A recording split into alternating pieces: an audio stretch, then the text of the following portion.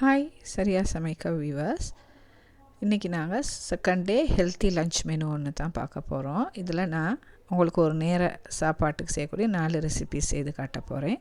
முதலாவது நாங்கள் veg mixed rice தான் செய்ய போகிறோம். இது ஃப்ரைட் ரைஸ் இல்லை, இது கொஞ்சம் வித்தியாசமாக செய்து காட்ட போகிறேன்.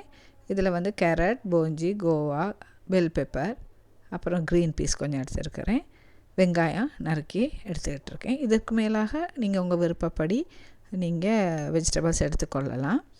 இந்த வெஜிடபிள்ஸை நான் ஒரு ஸ்டீமரில் வச்சு ஸ்டீம் பண்ண போகிறேன். ஏன்னு சொன்னால் இது வந்து நாங்கள் அடுப்பில் வச்சு கிண்ட போகிற ஒரு ரைஸ் இல்லை. அதனால் நாங்கள் வெஜிடபிள்ஸை கொஞ்சம் ஸ்டீம் பண்ணி எடுத்தால் சாப்பிட்றதுக்கு இலகுவாகவும் இருக்கும், ரைஸும் நல்லா இருக்கும். ஸோ நான் அதை ஸ்டீம் பண்ணிக்கொள்கிறேன். இந்த மாதிரி ரைஸ் செய்து கொடுத்தீங்கன்னா பிள்ளைகள் ரொம்ப விரும்பி சாப்பிடுவாங்க. வித்தியாசமான ரைஸ், ஹெல்த்தியாகவும் இருக்கும். இல்லாட்டி நாங்கள் எண்ணெயில் வதக்கி தானே எப்பயுமே செய்து பழக்கம், பட்டர் எல்லாம். இது டேஸ்ட்டாகவும் இருக்கும், சாப்பிடலாம். பிறகு நான் இன்றைக்கி ரெட் ரைஸ் சோறு தான் எடுத்துருக்கிறேன். பாருங்கள், அந்த சோறு ரொம்ப உடம்புக்கு நல்லோம். அதனால் அதுக்கு தான் நான் இன்றைக்கி இந்த வெஜிடபிள் சேர்த்து மிக்ஸ் பண்ணலான்னு நினைக்கிறேன். இதை நீங்கள் வேண்டிய ரைஸோடு செய்யலாம். இது ஒரு ஹெல்த்திங்கிறதால இப்படி செய்திருக்கிறேன். அப்போ இந்த ஸ்டீம் பண்ண வெஜிடபிள்ஸ் எல்லாத்தையுமே இந்த ரைஸோடு சேர்த்துக்கொள்ளுங்க. சேர்த்து நல்லா மிக்ஸ் பண்ணிக்கொள்ளுங்க. ஒரே ஃப்ரைட் ரைஸ் செய்யாமல் ஒவ்வொரு விதமாக இந்த மாதிரி ரைஸ் செய்யும்போது பிள்ளைகளும் விருப்பப்பட்டு சாப்பிடுவாங்க இல்லையா. க்ரீன் பீஸ், அது அவிச்ச க்ரீன் பீஸ் தான், அதையும் சேர்த்துக்கிட்டேன். வெங்காயம் சேர்த்துக்கொண்டேன். பெல் பெப்பர், இது கொஞ்சம் கலராக இருந்தால் அழகாக இருக்கும், ரைஸும் பிள்ளைகளும் விருப்பப்பட்டு சாப்பிடுவாங்க. நீங்கள் விருப்பம்னா பச்சை மிளகாவும் நான் இதில் சேர்த்துக்கொள்ளலாம், நீங்கள் சேர்த்துக்கொள்ளலாம். இதில் உப்பு சேர்த்துக்கொள்கிறேன்.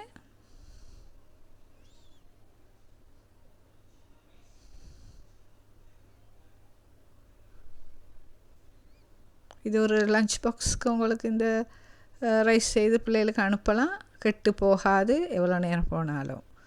இப்போ கொஞ்சம் உரப்புக்காக கொஞ்சம் லைட்டாக மிளகு சேர்த்துக்கொள்கிறேன். உங்களுக்கு விருப்பமான அளவு சேர்த்துக்கொள்ளுங்க. இதுக்கு கொஞ்சம் கொத்தமல்லி கீரையும் சேர்த்துக்கிறேன். அப்போ கொஞ்சம் வாசமாகவும் சாப்பிட கொஞ்சம் சுவையாகவும் இருக்கும். நிறைய பேருக்கு பிடிக்காட்டி நீங்கள் இது ஆப்ஷனல் தான், விட்டுறலாம். அதுக்கு பிறகு கொஞ்சம் அந்த வாசனை இன்னும் கொஞ்சம் நல்லா இருக்குந்தா அந்த ரைஸ் சாப்பிட நல்லா இருக்குங்கிற காரணத்துக்காக நான் கொஞ்சம் நெய் சேர்த்துக்கொள்கிறேன். லேசாக தான் சேர்த்துக்கோ, ஒரு டீஸ்பூன் போல் கூட சேர்த்துக்கொண்டேன். பிள்ளைகள் கொஞ்சம் சாப்பிடுவாங்கிறதுக்காக சிறிதளவு நெய்யினால் நான் அது பெரிய உடலுக்கு பெரிய பாதிப்புன்னு ஏற்படுத்தாது. ஒரு ரைஸ் இப்போ ரெடி. அடுத்து நாங்கள் பார்க்க போகிறது சன்னா கர்ட் சலாட், அதாவது கடலை போட்டு தயிர் போட்டு ஒரு சலாட். தயிர் நல்லா மிக்ஸ் பண்ணி நல்லா பீட் பண்ணி வச்சுருக்கேன், அந்த கட்டி இல்லாமல் தயிர் எடுத்துக்கிடுவோம். அதுக்கு சிறிதளவு உப்பு சேர்த்துக்கொள்ளுவோம். சேர்த்து அதை நல்லா உப்பையும் தயிரையும் நல்லா மிக்ஸ் பண்ணிடுவோம். அதுக்கு நல்லா வெங்காயம், சின்ன வெங்காயம் இருந்தால் மிக நல்லது. நான் வெங்காயம் தான் போட்டிருக்கிறேன். அந்த வெங்காயத்தையும் சேர்த்து நல்லா மிக்ஸ் பண்ணிவிட்டு கொஞ்சம் மிளகுத்தூள் போட்டேன், அந்த கிளிப் எல்லாம் போயிட்டுது. மிளகுத்தூள் சேர்த்துக்கொள்ளுங்க. அதுக்கு பிறகு இது வந்து நல்லா அவிச்ச கடலை, இந்த கடலையும் இதில் நாங்கள் சேர்த்துக்கொள்கிறேன். உண்மையிலே உங்களுக்கு டக்குன்னு ஒரு சலாட் செய்கிறதுக்கு ஒரு லேசான ஒரு மெத்தட் இது. அப்புறம் அதில் கொஞ்சம் கொத்தமல்லி கீரையும் சேர்த்துக்கொள்கிறேன். நீங்கள் வீட்டில் அவிச்சு கடலை வச்சுருந்தீங்கன்னா டக்குன்னு தயிரோடு சேர்த்து செய்து கொடுத்துடலாம். இது கொஞ்சம் எள்ளு சேர்த்துருக்கேன். எள்ளு உடம்புக்கு நல்லோம். நாங்கள் சாப்பிட்றது குறைவு தானே, இப்படி போட்டு மிக்ஸ் பண்ணிவிட்டால் அது பெரிய அளவில் தெரியாது. எங்களுக்கு சாப்பிட சுவையான நல்ல ஒரு சன்னா கர்ட் சலாட் ஒன்று ரெடி. அடுத்து டோஃபு ஸ்பைசி கிரேவி. டோஃபுனா பன்னீர் மாதிரியே சோயாவில் செய்யப்பட்ட ஒரு உணவு பண்டம். நீங்கள் அது ஃபுட் சிட்டி எல்லாம் இருக்குது, பார்க்கலாம். அது உண்மைக்குமே உடம்புக்கு நல்லது. அதில் இன்றைக்கி ஒரு கிரேவி செஞ்சு காட்டலான்னு தான் பார்க்குறேன். டோஃபு நீங்கள் சின்னதாக வெட்டி கொள்ளுங்க. வெட்டிட்டு ஒரு பாத்திரத்தை சூடாக்கி அதில் கொஞ்சம் எண்ணெய் போட்டு இதை கொஞ்சம் பொரிச்ச மாதிரி எடுத்துக்கொள்ளுவோம். ஏன்னு சொன்னால் டோஃபு வந்து கொஞ்சம் தண்ணித்தன்மை இருக்கும். நீங்கள் வெட்டும் போது ஒரு டிஷ்யூவில் ஒத்தி நல்லா தண்ணியை எடுத்துகிட்டு தான் துண்டு துண்டாக வெட்டணும். கொஞ்சம் லைட்டாக இதை பொரித்து எடுத்துட்டோம். அது பிறகு ஒரு பேனில் கொஞ்சம் எண்ணெய் விட்டு அந்த எண்ணெய் சூடானதோடு அதில் கொஞ்சம் கடுகு சேர்த்துக்கொள்ளுங்க. கடுகு பொரிஞ்சதும் கொஞ்சம் சீரகம் சேர்த்துக்கொள்ளுவோம். இவ்வளவு எண்ணெய் போடணும்னு அவசியம் இல்லை, நீங்கள் குறைச்சி எண்ணெய் போட்டுக்கொள்ளலாம். நறுக்கின வெங்காயத்தை சேர்த்துக்கொள்ளுவோம். நல்லா அந்த வெங்காயம் வதங்குற வரைக்கும் கொஞ்சம் வதக்கி கொள்ளுவோம். அடுத்து பச்சை மிளகாய், அது நான் ஒரு பச்சை மிளகாய் எடுத்திருக்கேன், நீங்கள் உங்களுக்கு வேண்டிய அளவு சேர்த்துக்கொள்ளுங்க. உண்மையிலே இந்த டோஃபு உடம்புக்கு நல்லது, செய்தால் நல்ல சுவையாக இருக்கும், பிள்ளைகள் ரொம்ப விரும்பி சாப்பிடுவாங்க. இது கொஞ்சம் இஞ்சி பூண்டு பேஸ்ட் சேர்த்துருக்கிறேன். அதுக்கு பிறகு மிளகாத்தூள், அது உங்களுக்கு உரைப்பு தேவையான சேர்த்துக்கொள்ளுங்க. மஞ்சள் தூள், கொஞ்சம் கறி பவுடர் எல்லாம் சேர்த்து நல்லா மிக்ஸ் பண்ணுறேன். அது ஏன் அந்த எண்ணெயிலே சேர்க்கும் போது அதில் இதாகி நல்ல ஒரு நிறம் கொடுக்கும். அது பிறகு கொஞ்சம் உப்பு சேர்த்துக்கொள்ளுவோம். அதையும் நல்லா மிக்ஸ் பண்ணிக்கொள்ளுங்க. கருவேப்பிலை வாசனைக்காக சேர்த்துக்கொள்ளுவோம். பிறகு தக்காளியை நல்லா நான் சாப்பரில் போட்டு சாப் பண்ணி எடுத்துருக்கேன். அப்போ நல்லா மசிஞ்சு நல்லா ஃப்ளேவர்ஃபுல்லாக இருக்கும். அது கொஞ்சம் வேகிறதுக்கு நான் என்ன செய்வோம், கொஞ்சம் தண்ணி சேர்த்து விடுவோம். அப்போ அந்த வெங்காயம் தக்காளி எல்லாம் நல்லா வெந்து வரும். நல்லா வைத்து அடுப்பில் வச்சு நல்லா அதை கொதித்து வர வரைக்கும் வைத்துருங்க. நல்லா மிக்ஸ் பண்ணி விட்டுக்கொள்ளுங்க அடிக்கடி.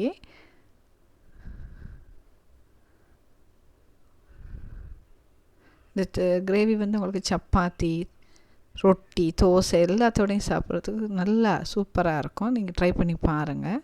அப்புறம் அந்த பொரிச்ச டோஃபு எல்லாத்தையும் நாங்கள் அந்த கிரேவியில் சேர்த்து நல்லா மிக்ஸ் பண்ணி கொள்ளுவோம்.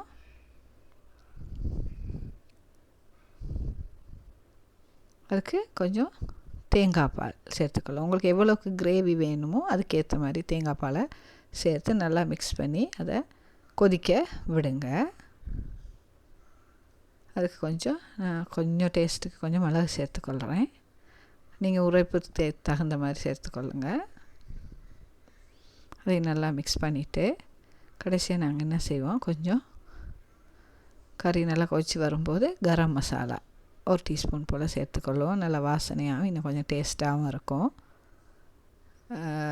கடைசியாக கொஞ்சம் ஒரு டீஸ்பூன் போல் சோயா சாஸ் அதை சேர்த்து நல்லா மிக்ஸ் பண்ணி, சோயா சாஸ் சேர்த்த பிறகு அதை கொதிக்க வைக்கணும் தேவையில்லை. அதுக்கு பிறகு நாங்கள் அதை அடுப்பு ஆஃப் பண்ணி எடுத்துடலாம். சூப்பரான ஒரு டோஃபு கிரேவி ரெடி. இப்போ நாங்கள் ஒரு சாலட் தான் செய்ய போகிறோம். மேங்கோ ஹனி மிக்ஸ்ன்னு சொல்லி, இது ஈஸியான ஒரு டெசர்ட்னு சொல்லலாம். டக்குன்னு செய்திடலாம். இப்போ மாம்பழ சீசன் தானே, நல்லா மாம்பழ பீசஸ் கொஞ்சம் சின்னதாக வெட்டி எடுத்துக்கொள்ளுவோம். அதுக்கு நான் இங்கே தேன் சேர்த்துருக்குறேன். நல்லா 2 டீஸ்பூன் தேன் சேர்த்துருக்கேன். தேன் உண்மைக்குமே உடம்புக்கு நல்லா. நீங்கள் ஒருக்கா இப்படி செய்து சாப்பிட்டு பாருங்கள், ட்ரை பண்ணி பாருங்கள். அதுக்கு பிறகு நீங்கள் இப்படி இதே போல் செய்து சாப்பிடுவீங்க.